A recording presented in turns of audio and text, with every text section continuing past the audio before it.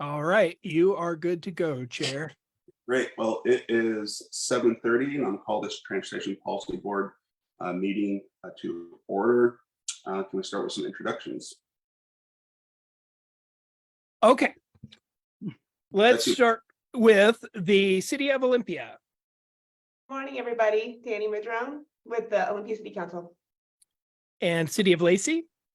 Mayor Andy Ryder, and I'm your chair. City of Tumwater. This is Peter Davis, City of Tumwater. And Rainier, City of Rainier. Ron Kemp, City of Rainier. And Tenino. John O'Callahan, representing the great city of Tenino. And Yelm. Brian Hess here representing Yelm. Inner City Transit. John Melnick, Citizen Authority member. And our business representative, McKeegan Jensen. Oh, you're muted. Jessica McKeegan Jensen here. Good morning. And business representative, Radcliffe Sinclair.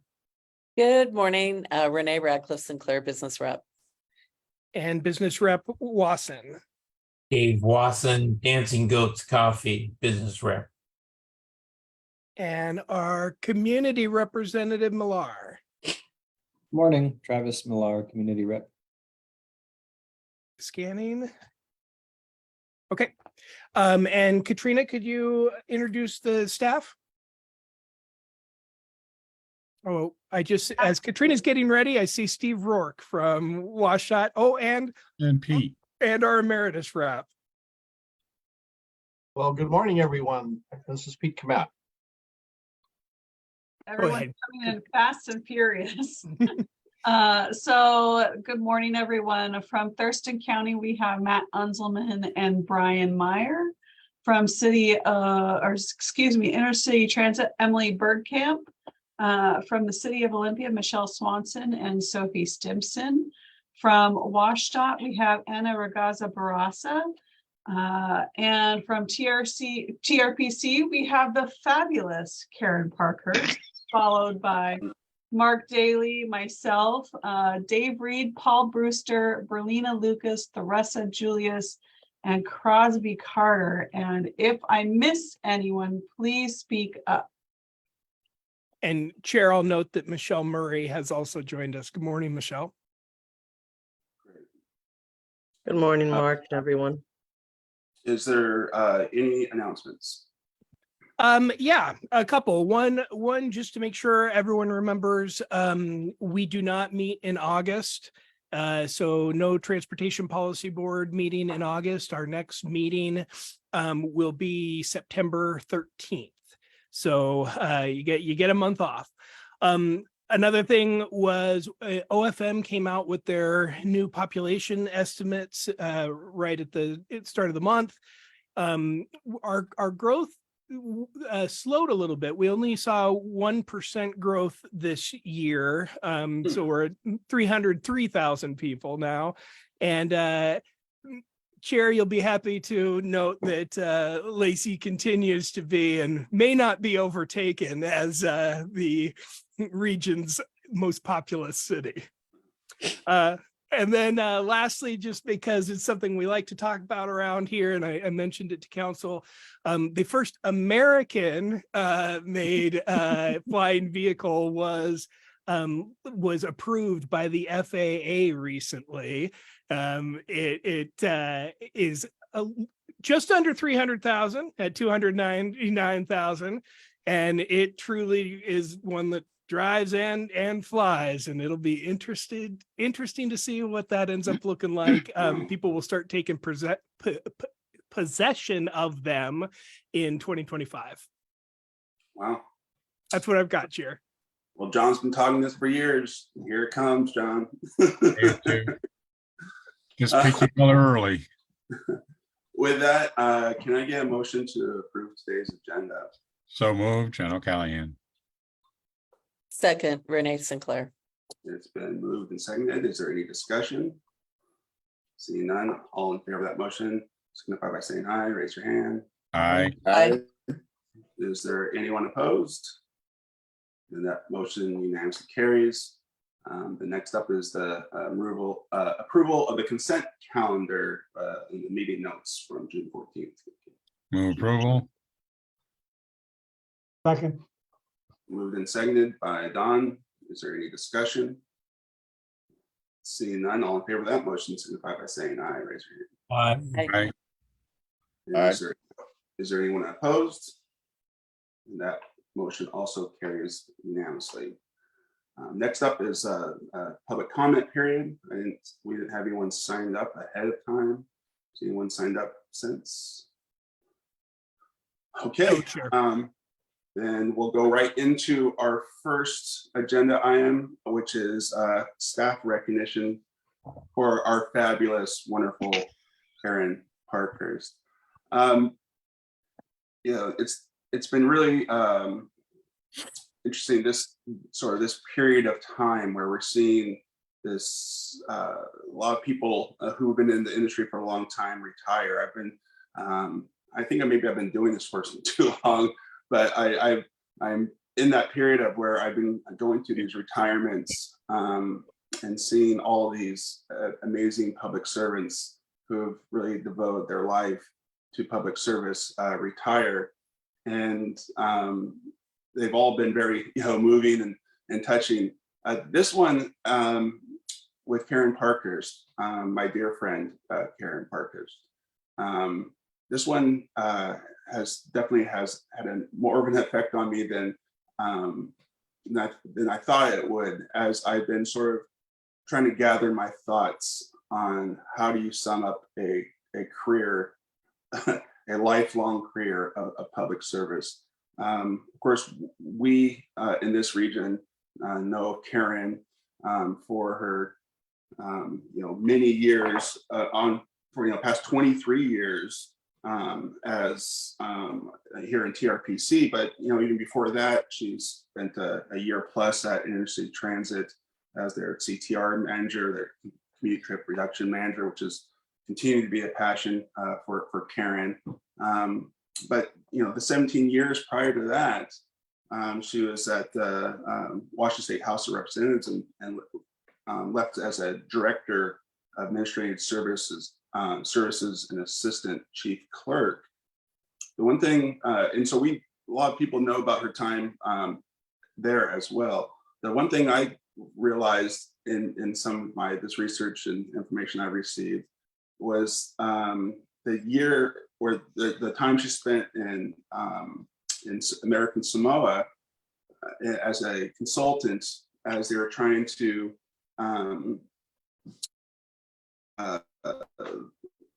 become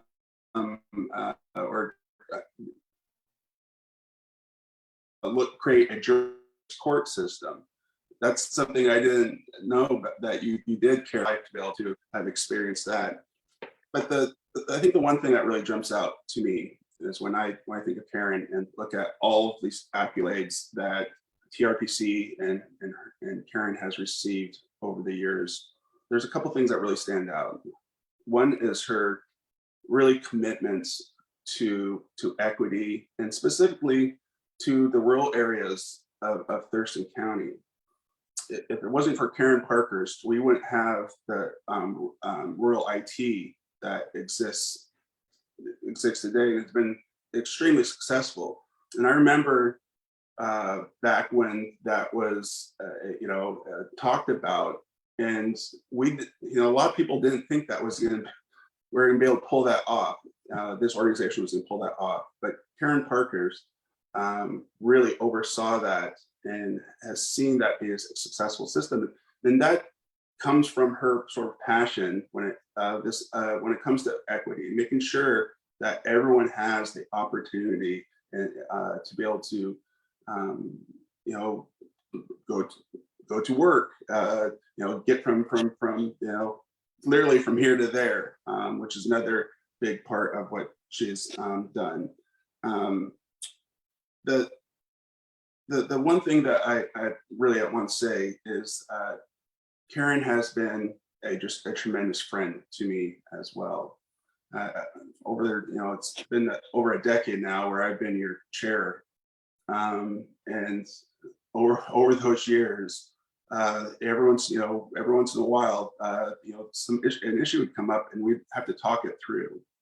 And what would start off as a quick, maybe, can we talk 10, 15 minutes? It would turn into an hour, hour and a half. But we'd always try to get to, the root of a big issue.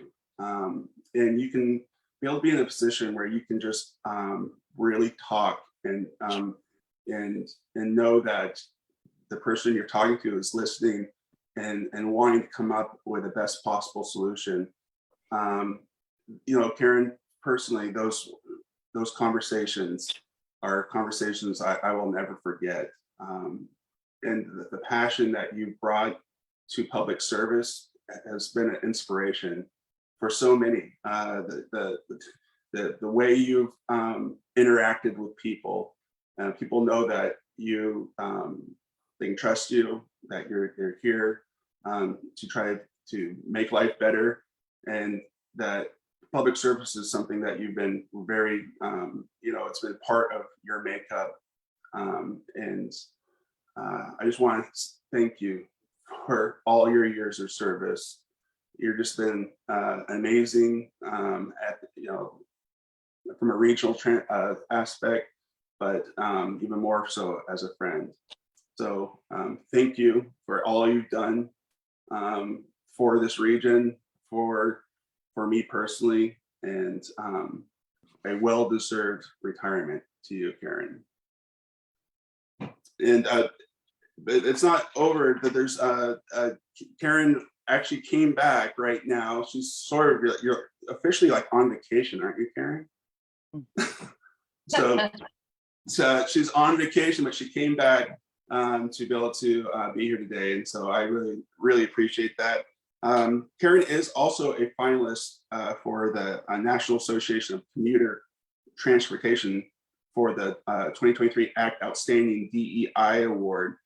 And that is going to be, we're going to find out about this in August, and we're all going to be pulling for you. We know that, that you've done so much, and this is a very fitting award, and so we'll keep our fingers crossed.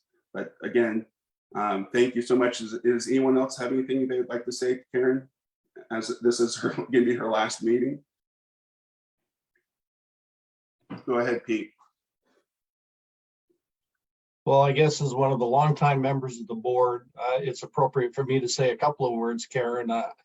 Of course, you're just a rookie to me, as I said in my note. Seems like you joined us just yesterday. My gosh, how quickly this has gone by. But again, just appreciate all of the support you've given the committee, Tumwater specifically. You've helped Tumwater, I think, a lot, and of course I was involved many years with that. And also I'd like to reiterate the comments that Andy said, and you've always been very comfortable to speak with as a staff person. Really helped us as elected officials in our roles, and really appreciate all of the work you've done over the years. So just thank you. Thank you. Anyone else? We've got Renee's hand up, mine, and then Don's and Michelle. Perfect. Let's start with, go ahead, Renee. Thanks. And as Katrina and Andy have already said, it's really hard to say goodbye to the fabulous Karen Parkhurst. Karen and I have actually known each other longer than I think either one of us cares to acknowledge. And I really appreciate what Pete just said about her incredible staff support. As a former elected official, I just benefited from her work so much, so long ago. And throughout the entire time that I've known Karen, I've just been struck by her commitment to making our community and state an even better place. And her understanding of smart planning, infrastructure, and how all of that comes together to care for people and improve our quality of life has made her a very strong and credible advocate for the needs of Thurston County and our entire region. And all of that has led to so many awards and recognitions that Andy's already alluded to. And I can't believe even now, at the end of her professional career, she's a finalist for one more award regarding her work around DEI. And as Andy's already mentioned too, Karen, your work around rural equity has just been almost a work of art to watch. And I don't know what else to say, but Karen, I'm really going to miss your wisdom, your good sense, your smart humor. And I am truly grateful for your leadership and for your friendship and the legacy of service given to our county and our state. And both are better because of you. And I hope you know that. That's wonderful. Danny? Karen, are you like on vacation, like not home right now? Where are you at? No, I'm home. Oh, okay. Staycation, vacation. yes. All right. Should have stayed Cozumel. Yeah, I'd be like phoning it in from a tropical island. I'd be like, what are you doing here? Well, I'll be brief. I just respect the hell out of you. Your ability to communicate on really technical and challenging issues is just excellent. You know, you're very candid and you're very direct, which I appreciate. But you do it in a way that is both respectful and tactful, so that everybody feels heard. And that is a very, very unique skill. And I really appreciate it. I shared with you recently, I remember like being an MPA graduate student and doing a project around authentic public engagement. And you were one of the people that I chose to interview. And I learned so much from you then, and I've continued to learn from you. And you know, don't be a stranger, you know? Yeah, I know you're not going anywhere. Like, let's grab coffee sometime. I'd love to know, like, you know, maybe show up for some public comment. Tell us what you really think, you know? That'd be great. Or just go enjoy your retirement. But it really has been such a pleasure to get to work with you. And and congratulations. You have just led an excellent career, and you've earned this time off. So thank you so much. Don? Yeah, just briefly, Karen, everything everybody else said, I really appreciate you for, but I think the thing I remember most about our TPB meetings is you get to do the latest and greatest about what's happening in the legislature, crammed into about zero minutes, and you do such an artful and complete and thoughtful process. So I wish you happiness and healthfulness in your retirement. Thank you. Michelle? Aaron, I can't speak to you know, your work history because I've only known you for 11 months. But I just want to say, whatever you choose to do in retirement, you're going to enjoy it, because you have, one of the things I really appreciate about you is you really make people feel welcomed and comfortable and accepted. And that's something that's so important, especially in today's society where people feel so separated. And you just have a wonderful way. I remember my interviews, you know, when becoming community liaison, and what, you know, I really wanted to help with the disabled. And I just remember you really being on board with that and just really encouraging me and helping me feel comfortable. And so I just want you to know that those soft skills are really important and very appreciated. And it's going to be really weird coming to these meetings and not seeing you. That's for sure. And then John, I see you have your hand up as well. Thank you. This is going to be really, really short. I've known Karen for a long time, or she's known me, whichever way she wants to admit it. One of these days, somebody in Thurston County is going to look back and write a book of all the people that we should look up to and have led an impressive life for Thurston County. And Karen's going to be in that book. That's all I have to say. Absolutely. Absolutely. You know,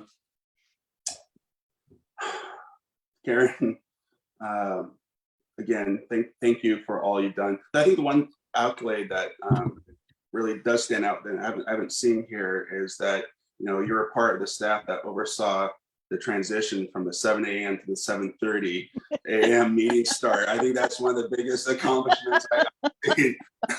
And so thank you so much for that as well. But seriously, thank you, my friend. Don't be a stranger, and love you. And thank you again for all you've done. Karen, do you want to say a couple words? Well, you're right. I am fabulous.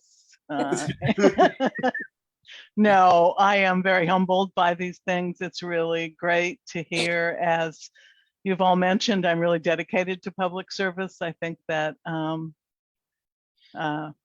we're all, let's see, I'm going to quote Ram Dass, we're all walking each other home. We need each other. We work together better when we are able to communicate. I am so,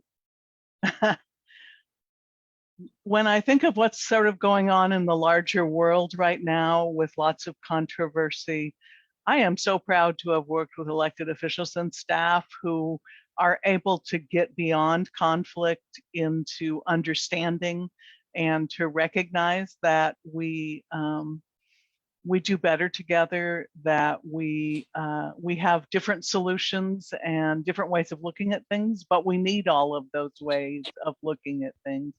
I could remember back in the old days when we went to conferences and traveled more, that I would be talking to people from around the country, and they would say, well, how do you get your people interested in, you know, do your elected officials even show up for meetings? Have you been able to get transit to the table? And it was just like, what? We can't transit off the table. You know, they're going to be here. We all want to work together. And so I have had the privilege of working with people who do understand that for the community to work well together, we have to come together and be able to talk honestly about our issues. So I would like to thank you for these accolades this morning, and thank you for the pleasure of working with you. And I'm not going away. I have a few things in retirement that I would like to do around advocacy.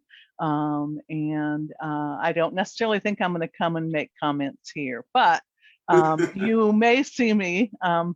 There are some marches that my husband has attended for me over the years that I'll be at.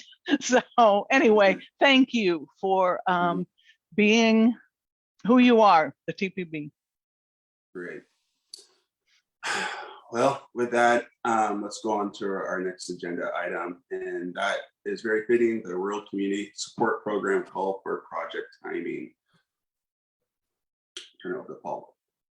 Good morning, Transportation Policy Board members. Give me a moment here to share my screen with you. So yeah, we're going to talk about the Rural Community Support Program. And this isn't an action item, but it really is looking for general consensus from the Transportation Policy Board on a staff proposal to run the Rural Community Support Program in tandem with our 2024 Call for Projects process. And so today I really want you to focus about the timing of the Rural Community Support Program Call for Projects, but also start to kickstart a conversation that will continue through the months ahead about what potentially the project funding priorities might be and what type of evaluation and selection process you think is a best fit for this program. So we've had some version of a rural community support program at least since the early 2000s. And it was more of an informal program that when we issued a federal funding call for projects process, we invited those communities that did not have certification acceptance agency status with WSDOT, that is the means to administer and meet all of the federal requirements for using federal grants, the wherewithal to apply for federal funds, but to secure a local agency project sponsor who could exchange the federal funding for local funding. And and there was no guarantee that a project sponsor would be available to do that. So starting in 2020, TRPC and Thurston County formalized this program through an interlocal agreement between TRPC and the county. And then the county in turn has memorandums of understanding with the grant program awardees for how their projects are implemented and how those agencies can seek reimbursement. Not that long ago, just this last fall, the council set aside $600,000 in surface transportation block grant rural funding to continue funding this program. And it did so by awarding the county an additional award to its Old Highway 99 Tilley Road intersection improvements project, which is expected to obligate in 2026. So TRPC is responsible for leading the call for projects, inviting the applicants, providing all the guidance, support to the applicants, and then TPB forming a recommendation in the council selecting those projects. And the county in turn acts as the fiscal agent. So they do the memorandums of understanding with the agencies, and when the agencies complete their projects, provide the reimbursement up to the amount of the award that was issued. In doing so, the county retains a small portion of that funding to cover administrative costs and act as the fiduciary agent. But the real benefits of this program is it allows our tribal partners and our South County communities that otherwise don't have the means to come up with the federal match or provide all of the federal administrative requirements, the wherewithal to implement low cost but impactful projects in their communities. So there's a total available from our 2022 process of $550,000, and that amount, half of it would first become available in 2025 to award to applicants, with the remainder in 2026. And for the 2020 call for projects, Thurston County made that funding available for a 5-year period. So in other words, by 2025, all the applicants are expected to have their projects implemented. And I'll cover what some of those projects were here on an upcoming slide. But the eligible applicants in general for the Rural Community Support Program is Bucota, Rainier, Tenino, the Nisqually Indian Tribe, and Confederated Tribes of the Chehalis Reservation. And last year, it was a policy decision that applicants that were awarded funding that were successful in receiving a federal grant award would be ineligible to apply for this next Rural Community Support Program call for projects process. So in general, the types of projects that can be funded are consistent with our region's funding priorities. We have bicycle, pedestrian projects, street crossing improvements. It could be a work around an intersection, doing intersection improvements.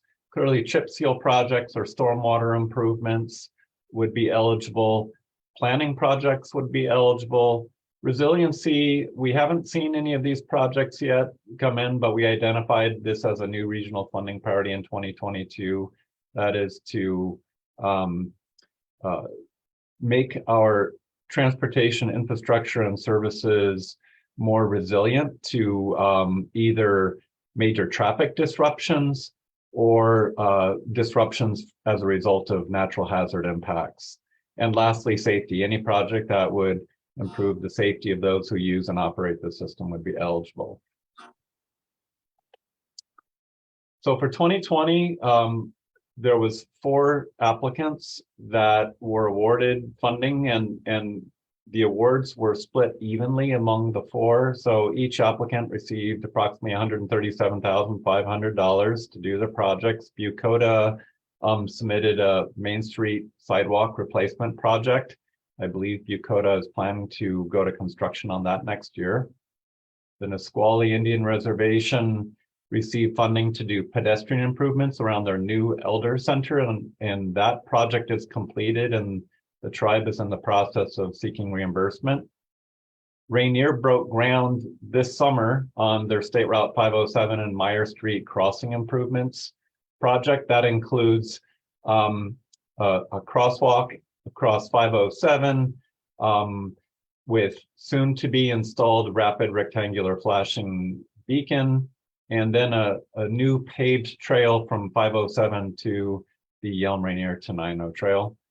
And Tenino this summer is breaking ground on North Hodgson Street improvements, which is some sidewalk extension and repairs, some stormwater improvements.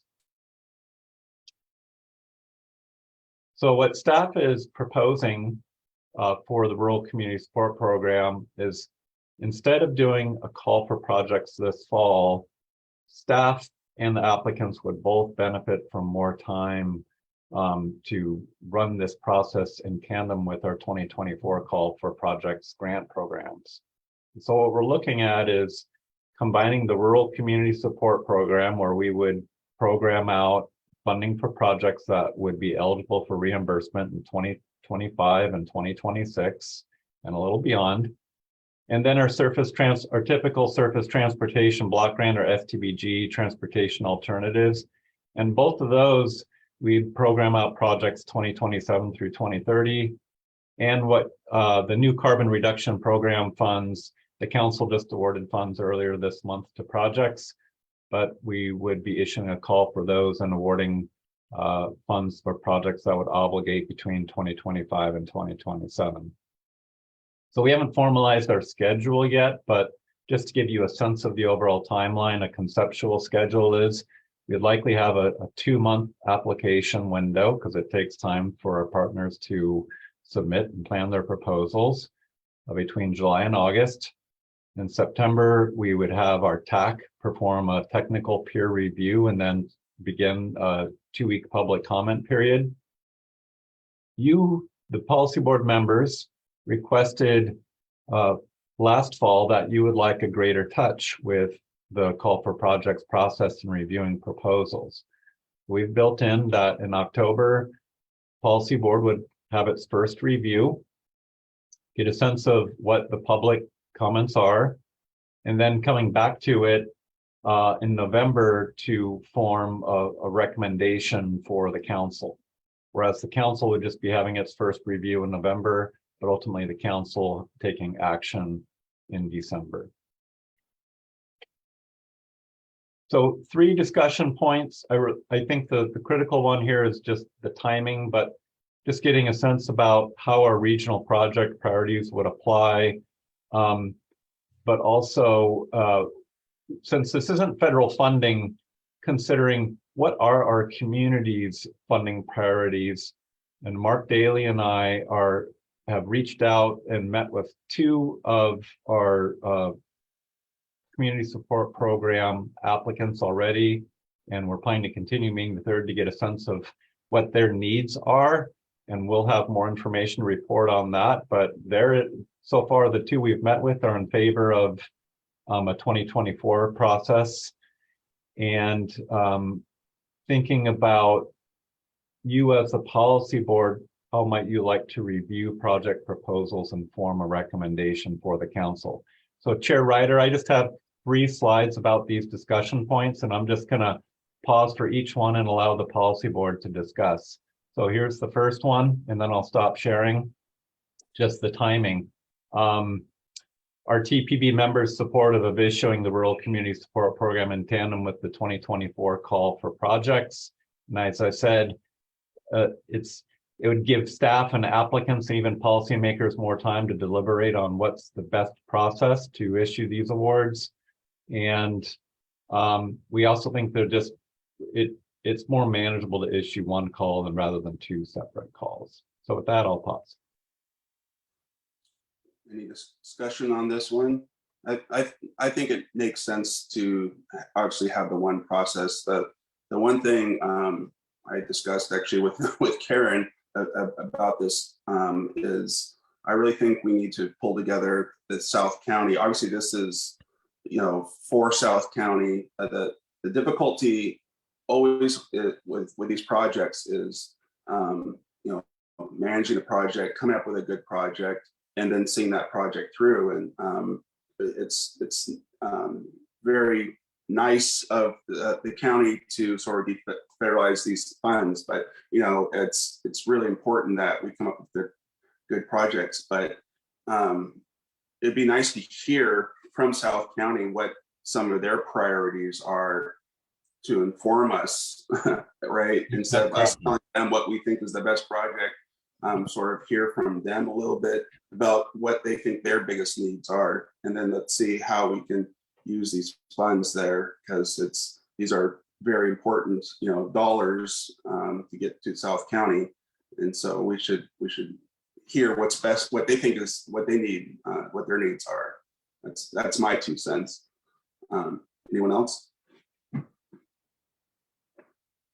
Sounds like a call for coffee there, Andy. I'm in.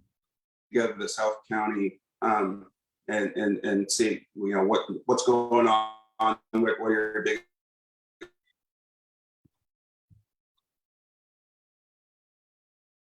let's see how we can best use these funds. We Anyone lost have you any for a other bit thoughts there, about Andy. that? We lost you for a bit. I don't think we heard your full question. Oh. Any Uh-oh. or Dan, you want to I'll just add that I think it makes sense to have these combined. It helps provide some context for the overall dollars.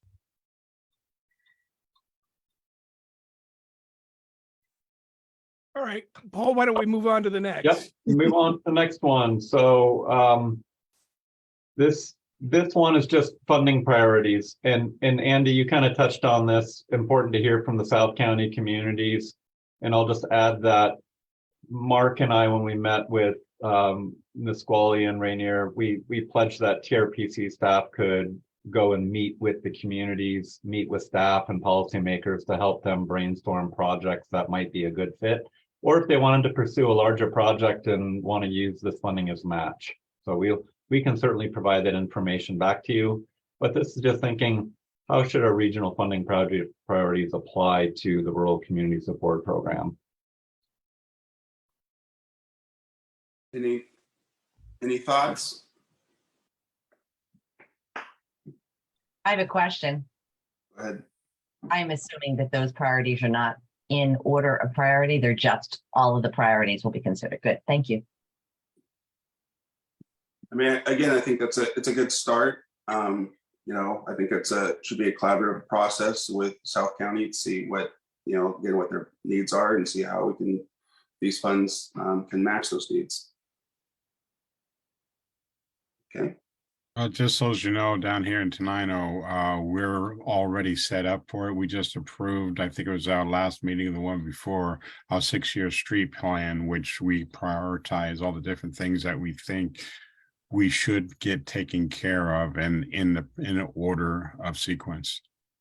So to make this discussion a little bit easier. And the final discussion point here is evaluation and selection. And this may be the most difficult one of all, but just things for you to consider is, first of all, there's only a small amount of funding available to programs. So the selection process of staff, we think it should be scaled to the amount of funding. By design, it's intended to be simple for the applicants to apply to this grant program and receive funding. Because if we do select we do identify some criteria or point-based criteria, that does add a level of complexity to the applications. But one observation to share with you so far in our discussions with 2 of the South County applicants, they were both in favor of, for those applicants that do submit proposals, they're willing to split the available funding equally among the applicants. Any thoughts here? Go ahead, Jessica. Okay, so that sounds great, but does that ever result in a situation where they can't come up with a local match to make that work? So the funds can't be used, or they'll just It's- figure it out? There's no local match required for this funding program. In terms of they propose something and they don't have, and we split it 4 ways and then give them less money than they asked for. They have to come up with a difference somehow, or do they just scale their project back? Either way, they would know in advance who the applicants are and submit their proposals, coordinate the submission. Or if it was the scenario you described, yeah, it would be potentially receiving less funds and having to make up the difference or scale their proposal. Okay, great. Thank you. Appreciate that. So Mark, you're up, and then I have my 2 Yeah, cents. I just wanted to add that that is the way we did the rural community support program the first time. And at least in Paul and I's first couple discussions, what we heard from folks is knowing the number makes it a little easier for these communities that have limited staff and limited capacity to then tailor a project to the funds that they can truly count on or expect to get. And I just wanted to bring that up because that was a pretty convincing point for me when I heard that, in terms of why it might make sense to just do that equal split so people can plan to the number that they can expect. Danny?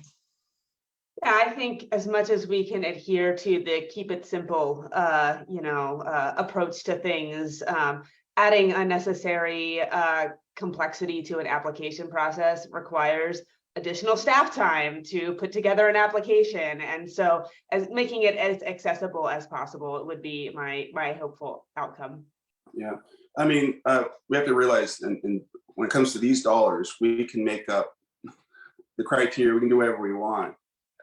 What I think we should do is, if it works for South County, is to be able to rotate these dollars. We can't do that with, when we're talking about our call for projects, but we're talking, these are vital dollars, right? There's not a lot of dollars that are going to South County.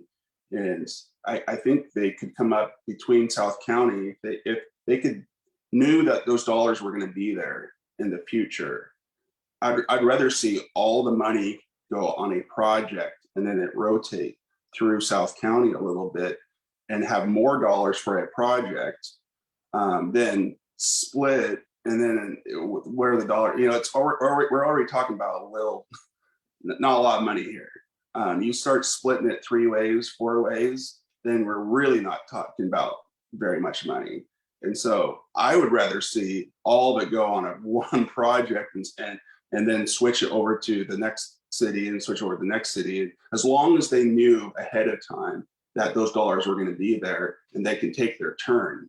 That makes the most sense to me. But again, I think we should really leave it up to South County to what they think is best. John, and then I'll go to Don. Yeah, just to reiterate what you're saying, we've done this in the past, for example, with CDBG grant money, where the South County members sat down, had coffee, thrashed it all out.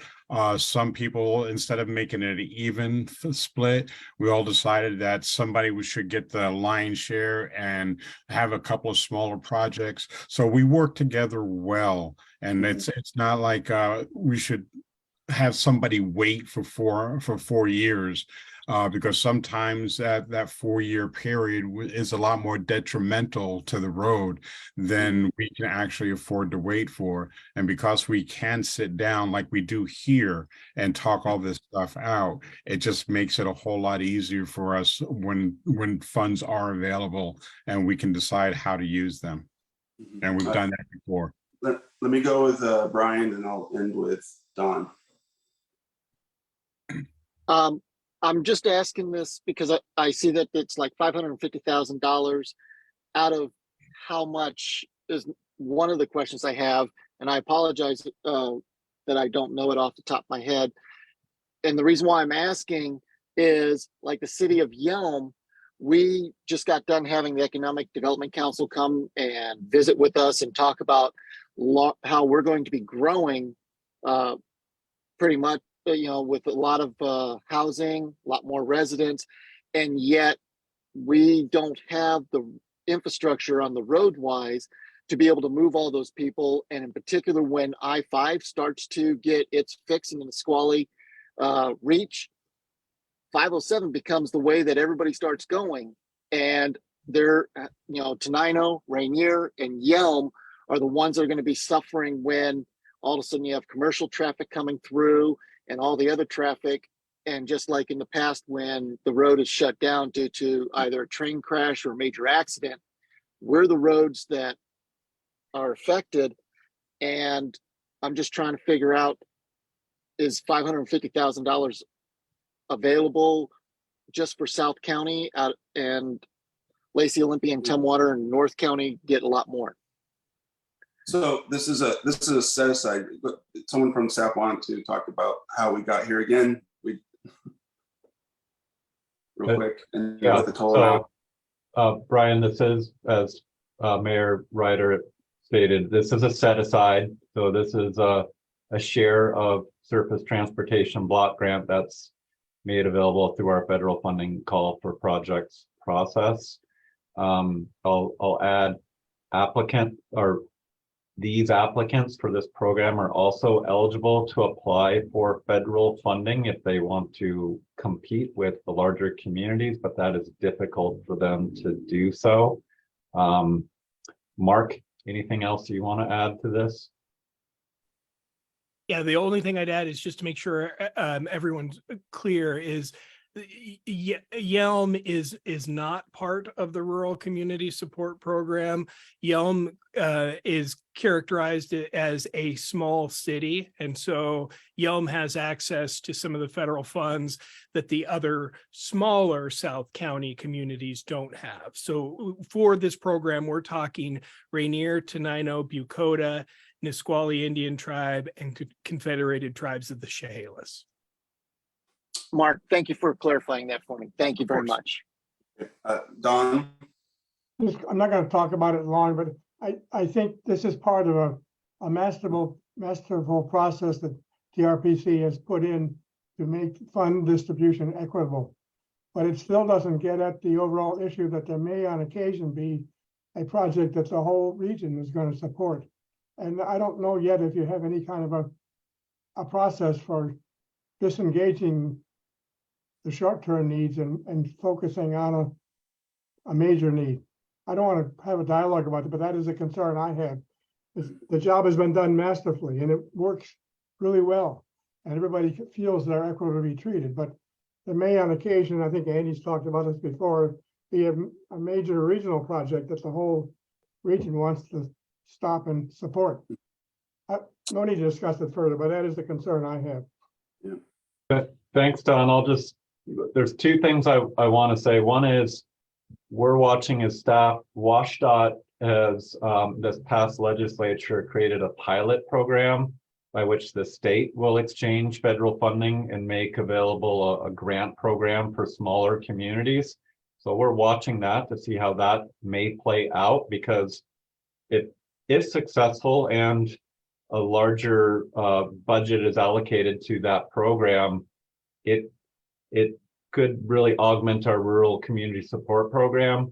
And the second thing I want to say, and because I didn't say it enough, the success of this program really lies with Thurston County, that they as a partner have really stepped up to make this happen, and Thurston County staff has been very gracious and supportive of the rural communities, because they recognize that county traffic impacts the small county communities, and so they want to be part of the solution, and this is one way they have to do that. But for this program to succeed, it really is a partnership, and Thurston County continuing to be the good partner they have been. So Paul, do you think you got enough information from us about taking next steps? Indeed. Thank you. Okay, sounds good. Anything else before we move on? Okay, I think we have some guidance there. Thank you. The county bicycle map update. And back to you, Paul. Okay, give me a second here. So yeah, so on a lighter note, we're going to talk about the Thurston County bicycle map, and this is our 7th edition. The bike map first came out, I believe it was around 1999, 2000, and it was first done by Climate Solutions, and it through a grant from TRPC. And the last several editions of the map have been produced by TRPC, and TRPC's really taken ownership. And it is our most printed publication in paper, and it is maintains to be the most popular visited website on trpc.org. So this morning, I just briefly want to touch on what are some of the products, the community benefits, and how do we get this map out to the community? But before we do that, just some stats. This project was funded by nearly 39,000 Surface Transportation Block Grant. And we had just finished, that funding was awarded in 2018. And we had obligated the funding for this project right when COVID struck. And so we were a little creative in that we really didn't need to do a major update. So in our local agency agreement with WashDOT, we specified that we were going to update the 6th edition and do a second printing, and we printed 15,000 copies of those maps. And then we said we would, with the remaining funding, we would do a 7th edition update. And so that's the product I'm sharing with you today.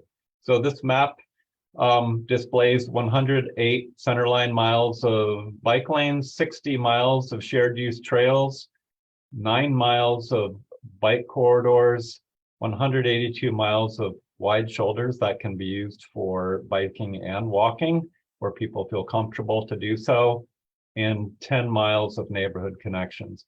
And maybe the most significant change to this map is City of Lacey added several more miles of bike corridors, as you can see on this slide, sort of in central Lacey, spanning east to west. So these are sort of like low stress traffic streets with pavement markings and signs that can help people navigate their way through the community. Also want to quickly talk about, we have an ACE team that's working on this bike map, and so several people are contributing to its production.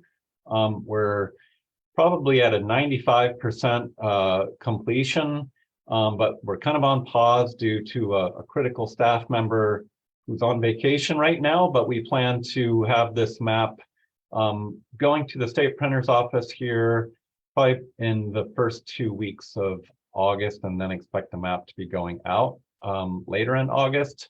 We also want to acknowledge the role of the partners in providing us data. Washington State Traffic Safety Commission and the Active Transportation Division of WashDOT were helpful in reviewing our bicycle traffic safety laws and deciding which would be the most important ones to publish, as well as offering guidance on some of our safety tips. Friends of Capitol Forest has been really helpful with giving us information about updates to mountain biking trails in Capitol Forest. Experience Olympia and Beyond is always promoting Thurston County as a great place to bike to attract visitors to our region to come bike and spend money here. And of course, our bike shops, colleges, and other community retailers are vital with map distribution. So we have several major products with the bike map. The most obvious is our print edition, and we're printing 10,000 copies this year. We also have our website, thurstonbikemap.org, which is, as I said, one of TRPC's most popular visited pages. And that online, that website is host to online maps, and we have downloadable files of the paper version in a portable document format. Using the free Avenza mobile app, users can download a GPS enabled or a geocoded map. If you have GPS enabled on your smartphone, you always know where you are. And we also, one of my favorites is Michael Ambrosi has helped us develop an interactive route planner. So you can enter in an origin and a destination, and it gives you travel distance with turn-by-turn directions, including an elevation profile, so you know how many hills you expect to ride up or down. The map certainly provides community benefits. A map obviously aids people with navigation and wayfinding, but also really importantly, it helps promote education and awareness of bicycle traffic laws. For those of you who are out on our shared use trails or getting around our community, you'll see that there are more people on electric bikes now than we did 10 years ago. And a lot of e-bike users are really becoming first-time avid cyclists. And so having an awareness of traffic safety laws and knowing how they can share the road safely with vehicular traffic is an important role the map fills. It's also important in promoting like shared use trail courtesies and providing stewardship. We provide all the contact information for the trail managers and contact information for public works departments so people can report issues or hazards they see on the bicycle network. We list the locations of bike shops, which are very helpful to outfit people with their bikes and keep them up and running and support our local economy. But beyond the bike map, I would go so far as to argue that the printed bike map is probably the best free paper map of all roads in Thurston County that's available. And it clearly shows where there's parks and recreation opportunities throughout the community. And getting close to summing it up here, we try to distribute the map as far and wide as we can. Within our borders, our bike shops and sporting good retailers like REI are some of our biggest distributors. Our workplaces used to be our largest distributors, but with COVID and most people working remotely now, we are not having as many maps distributed by employee transportation coordinators through our largest work sites. People just aren't coming into the office and picking up maps, so they're having to go to other locations. So city halls, Timberland Regional Library, volunteers. Karen Mesmer went out and stocked little neighborhood mini libraries with bike maps last summer. Intercity Transit, both through its walk and roll program and the Bicycle Commuter Challenge, are really instrumental in also getting maps out to the community. So that's really just an overview of where we're at with the bike map, an exciting product. We're looking forward to getting it out to the community. And with that, I'll take any questions or discussion from you. Any questions? Joe? Oh, hi. Thanks, Paul, for that explanation. My wife and I are big avid bikers, and we use the Chehalis Western Trail constantly, and we enjoy that bike map. And I'm so happy to hear that. So you're working towards an app for your smartphone that you're able to pull up a beginning, an origin and destination and that kind of thing. Is that true? So the app is really just an electronic version of the map.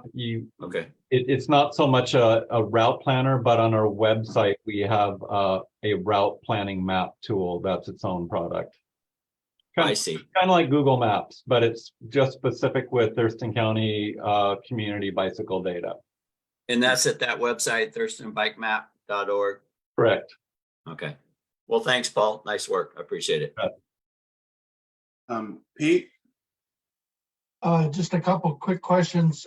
Paul, how is this information then transferred into Google, or how does that connection occur? It's a struggle because a lot of people use Google, and Google is a very handy, useful tool. It's very accessible right at your fingertips on your phone. However, the Google data includes a lot of information that has been uploaded just by the public, and that information includes routes that aren't official bike routes or sanctioned by the communities.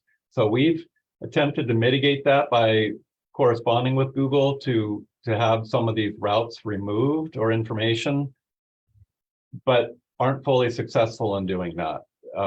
So Google is what Google is, I guess I'll say, and we try to be clear that the Thurston County bike map is the most accurate sourced bicycle route data that's available to the community.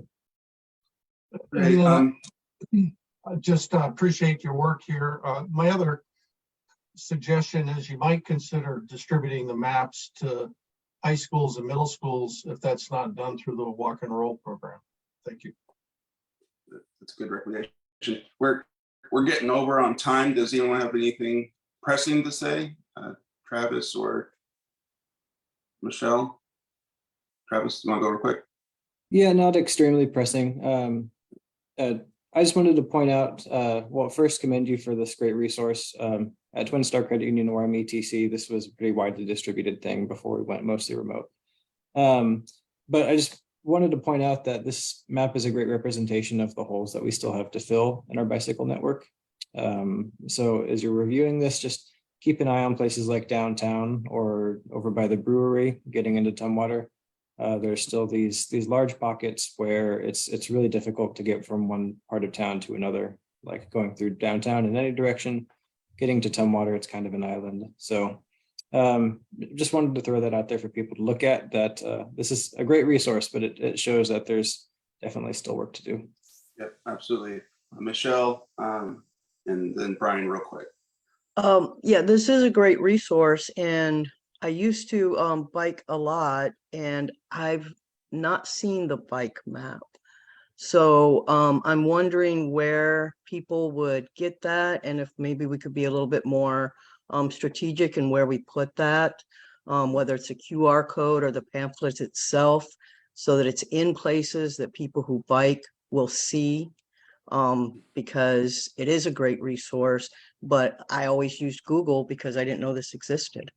Yeah, I guess that's a good question. It would be nice if we could get a QR code at the beginning of the major trails. That's something to think about. Paul, have you ever thought about that? Yeah, our team has discussed like doing a poster with a QR code that we could put in like shop windows, and yeah, trailheads will be a great location for that too. Yeah, Brian, do you have something real quick? Yes, this sounds like I like this. This is a great resource. I'm just wondering, when you mark the paths, and this is talking as somebody who used to allow his kids to just go right on a bike, is there a way to mark what is a safer route for kids, especially if you want to put them into the middle schools and high schools, because kids are still learning? And I just want to know for parents and grandparents who can go, yep, kid, go ahead and go, and they don't need to be supervised. That's my only recommendation or comment. Yeah, I'll just say for unsupervised kids, free range kids as they're called, the shared use paths are probably the safest route, because motor vehicle traffic is not permitted. So very, very safe. For routes to school, I'm glad you brought that up. TRPC has partnered with many of the school districts to develop school walking route maps that shows recommended routes.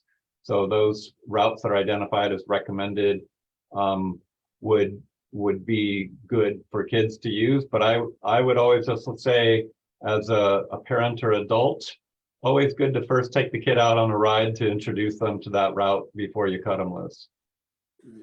Thanks. Well, then with that, let's get on to our last agenda item, which is the I-5 Tumwater to Mounts Road update from WashDOT. Hi, yeah, I'm Ashley. Let's just share my screen quickly. Thanks for having me. And while Ashley's getting ready, just to provide a little bit of introduction. So obviously this has been one of our highest priorities for a number of years now.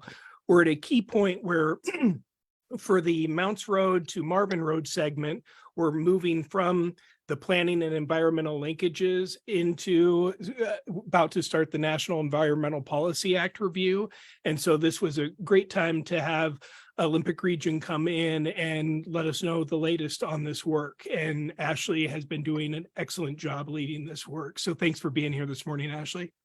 Yeah, thanks, Mark. I appreciate that. And I apologize if you attended my presentation to TRPC on Friday. This is a little bit of a repeat.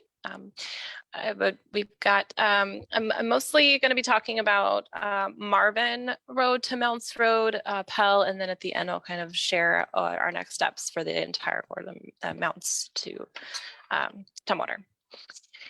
So yeah, my name is Ashley Carl. I work in WashDOT's Olympic region in our planning office as the multimodal development manager. And I'll just jump in here. I'm guessing you can see my screen. I wanted just to start off with our high level process, acknowledging that we did have the I-5 Tumwater to Mounts Road corridor study. And then we did a Pell as a part of that with the same range. And we met with our headquarters and we looked at the best strategy to kind of help streamline the NEPA review, the environmental review. And we chose to go with another Pell. And I'll explain why that is in the next slide here. But we are working with our federal partner, FHWA, and a lot of other partners that I'll kind of go into on the next slide too, with these 4 concurrence points that have helped us get through the process. And we started with sort of the reason and the desired outcomes of this Pell, and those are also really important. I'll share why in a moment.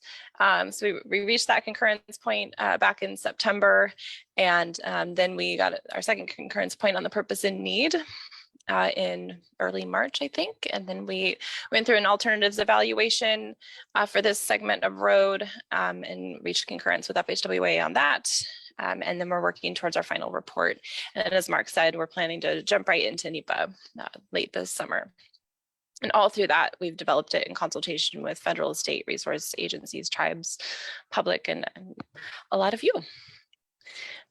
So we, as part of the study, are recommending the NEPA classification, whether it be an EIS or an EA.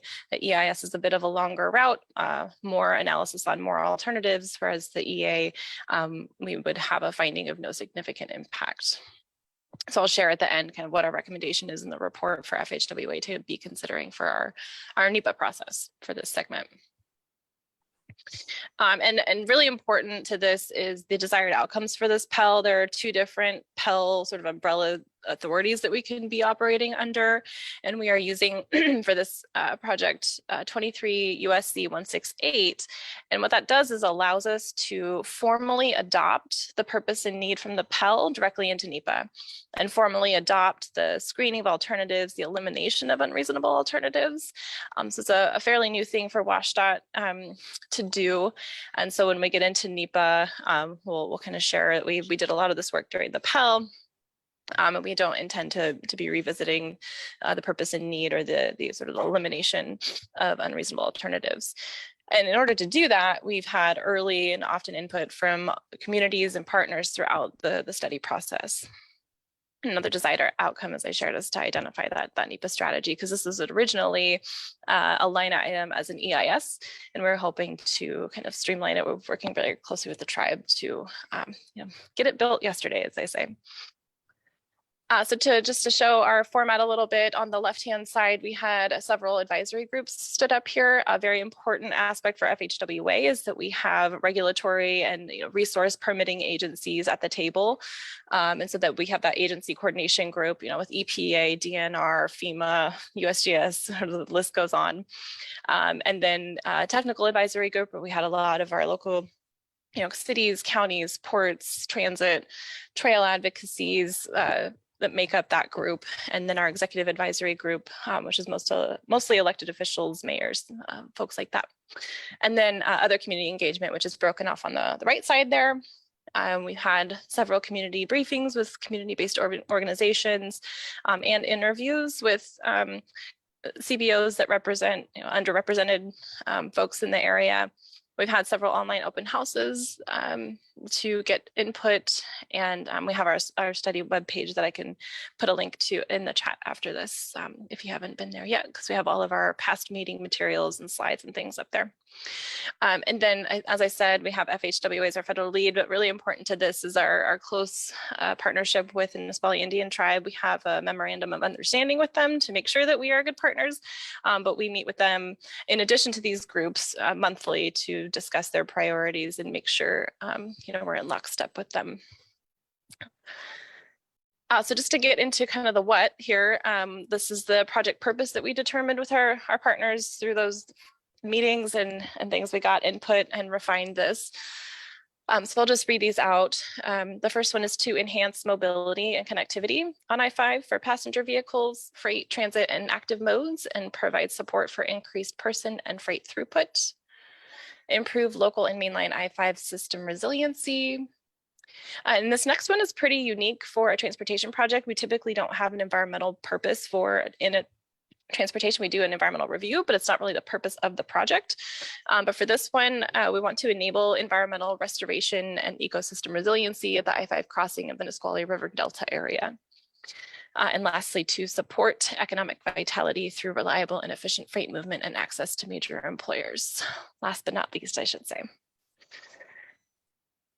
So then we also had to define a range of alternatives, and we came up with 4. The first one is an operations improvement, really no widening, but looking at increased express bus service, kind of sort of transportation system management options there. Alternative 2 and 3 are to widen. 2 would be 1 lane in each direction for an HOV lane. Alternative 3 is 1 lane in each direction for a general purpose lane. And then alternative 4 was to convert I-5, 1 lane in each direction from a general purpose to an HOV. And then we have these parentheticals here for design options that I'll go in here on the next slide, but you notice that the widening options include D, whereas the non-widening options 1 and 4 don't. And that's because these are different bridge lengths that we're looking at. So there's a lot of this fill, material, the sediment under the I-5 throughout this area. And part of enabling restoration is to open up sort of the Delta area to let it do its thing. And so we have these different bridge lengths, and A through C would be a bridge structure that'd be about 25-30 feet above the water surface on pillars. And those are different lengths, whereas A is 3,000. It goes just to the existing truss bridges. Design option B would be twice that length. And then option C goes throughout the entire Delta area. And then option D is a high level long span, sort of thinking the Tacoma Narrows ×2 would be the only one that would be outside of the existing right of way.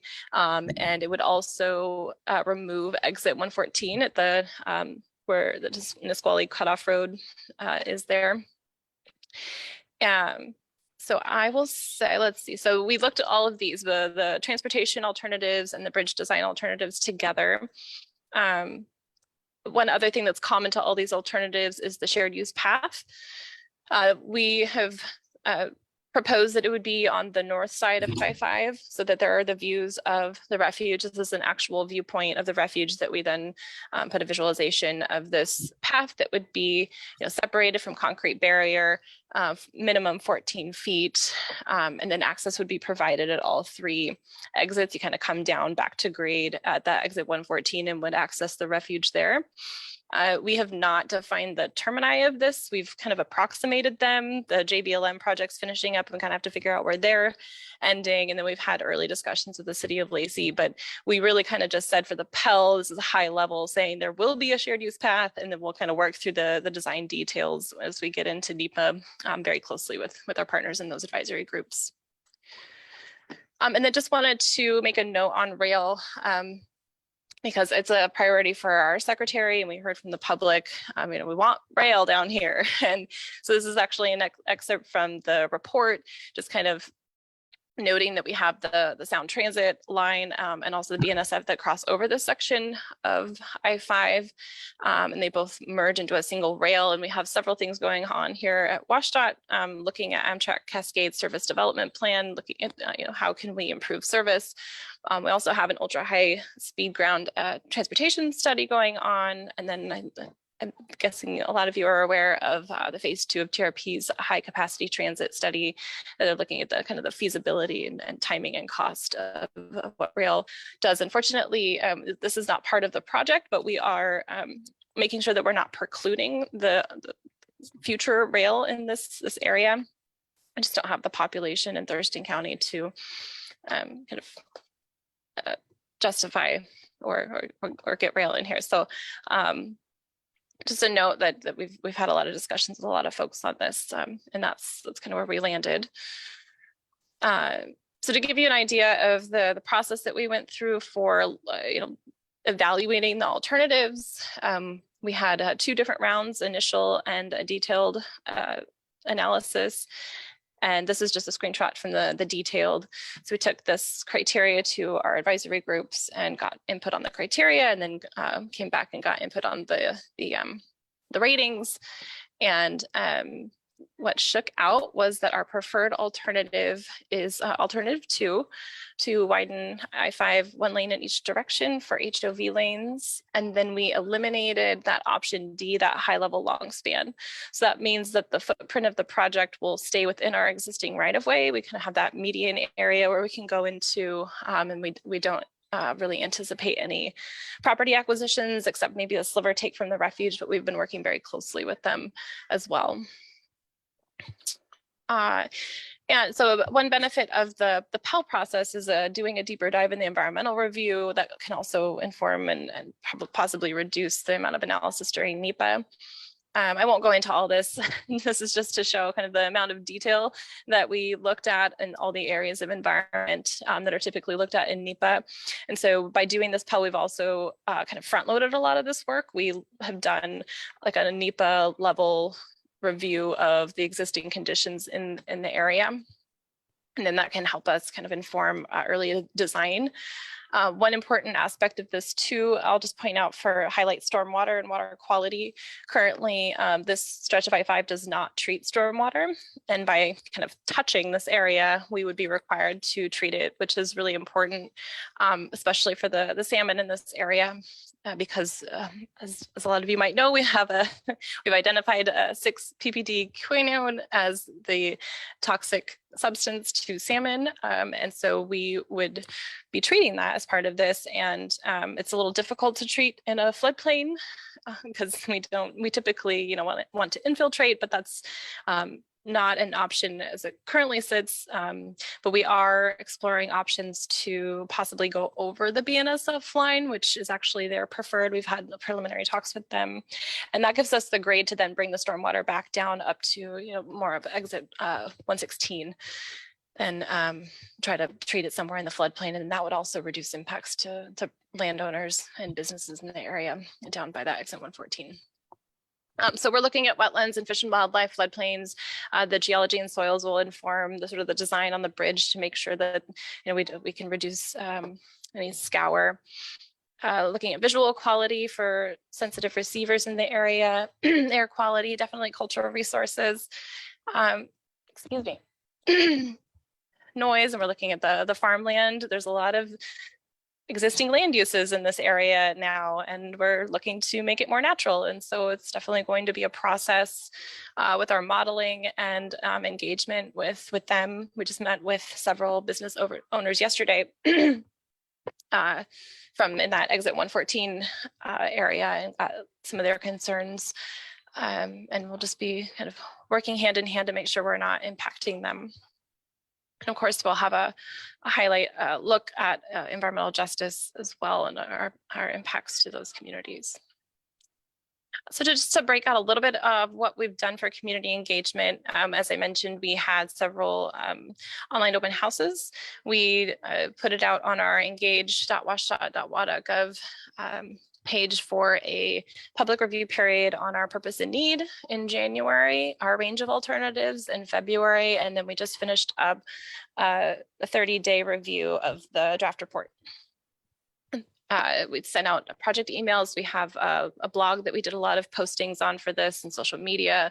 We did 6 interviews with CBOs, and we actually put out 60,000 mailers from Lakewood to Yelm to Olympia, just to really increase the awareness of this project, and hoping we got a lot of signups on our distribution list for the future. And what we heard is, as I mentioned, folks want rail.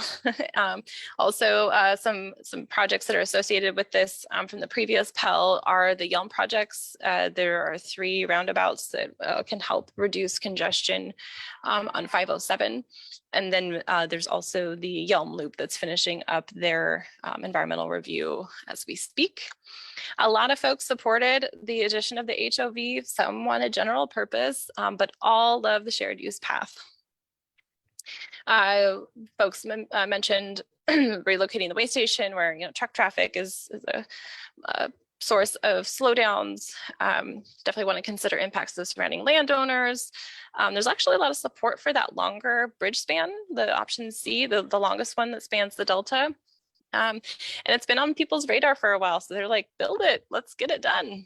But make sure you address any environmental effects from the project, consider induced demand from the additional capacity, keep I-5 open. We've figured out a way to phase the construction preliminarily to keep the 6 lanes operational through construction. And then as with most of our projects, folks want us to consider an improved or new alternate route around I-5. And that's where those Yelm projects are really important, where 507 becomes an option. And then certainly we wanted to preserve that access to that exit 114. That was kind of early on when we were considering that high level long span, but that's since gone away.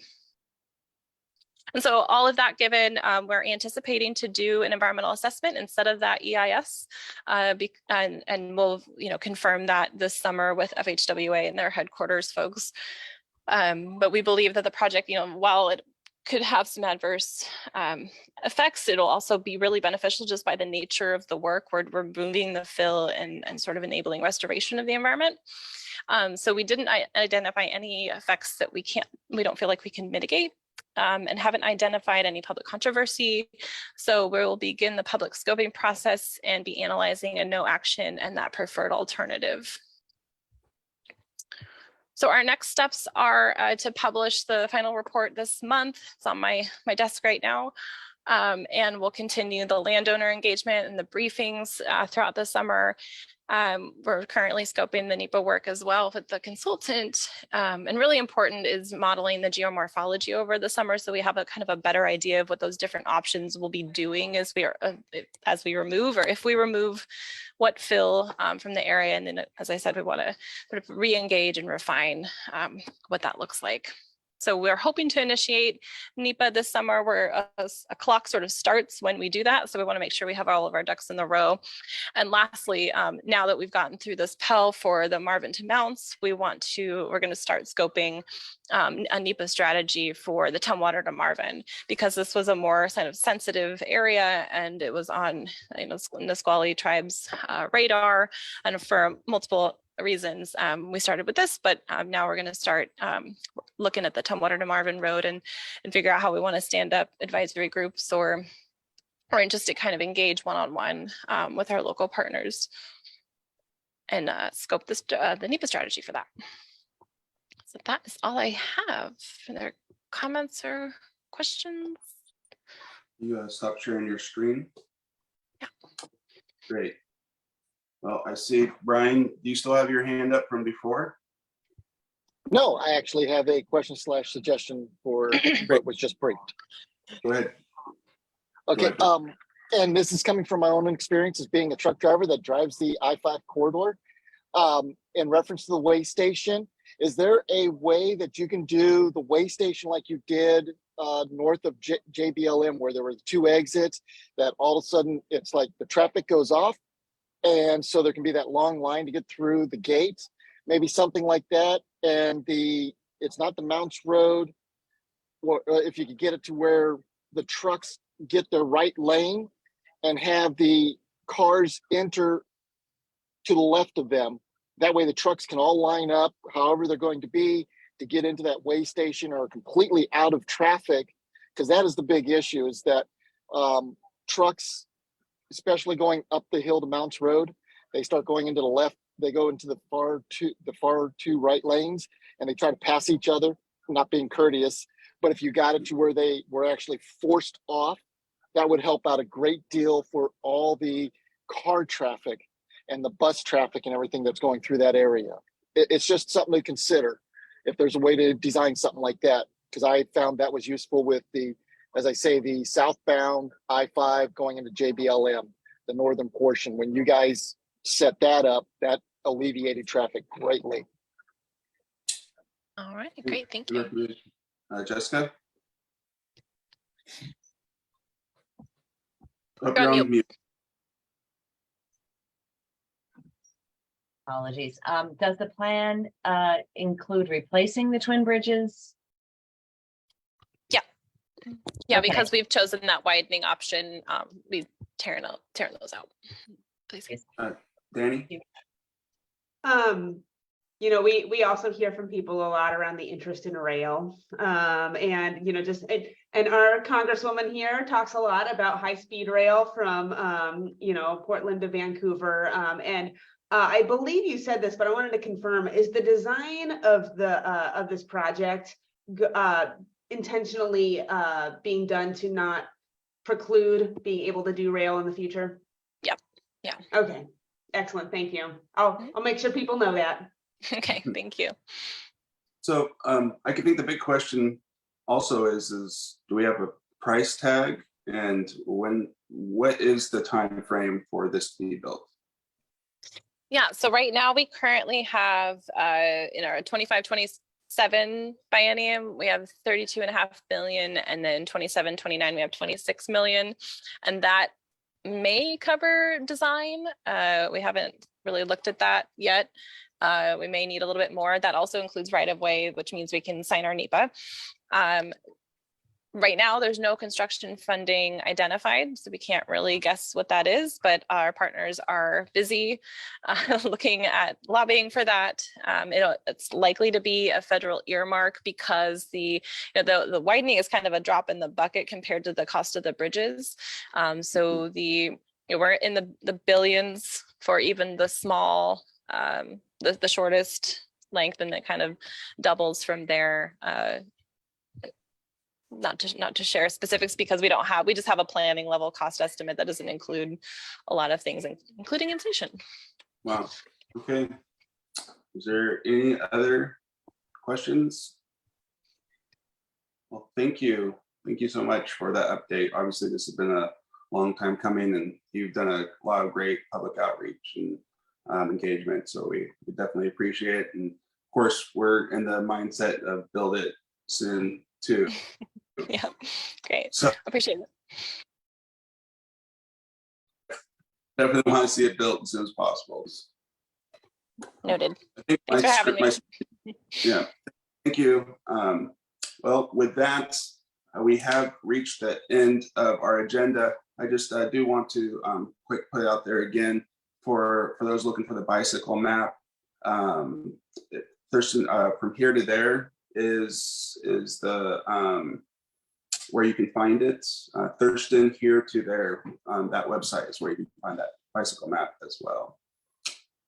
Okay, one last thank you and goodbye to Karen. She's thank you so much, Karen. We'll see you. We'll be in touch.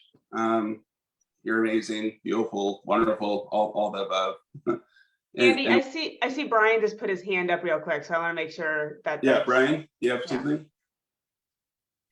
I just have one quick question. The 3 PowerPoint slides that were presented, they're very informative, and I don't think a lot of people that are out there know about this information. I was wondering, can we get those emailed to us, or at least I would like a copy of those so I can share it in my community and be able to help more bicycle riders and let people know what's going on with future planning. Yeah, so that's a good opportunity to remind the after meeting summaries that we send out after each of these meetings includes the links to the presentations as well. And so you'll have the link to that presentation when you receive your after meeting summary. Thank you very much for that reminder. Well, perfect. With that, we have reached the end of our agenda. So without objection, I will call this meeting adjourned. Non-debatable. Everyone have a great August. We'll see you on the other side. See you in September.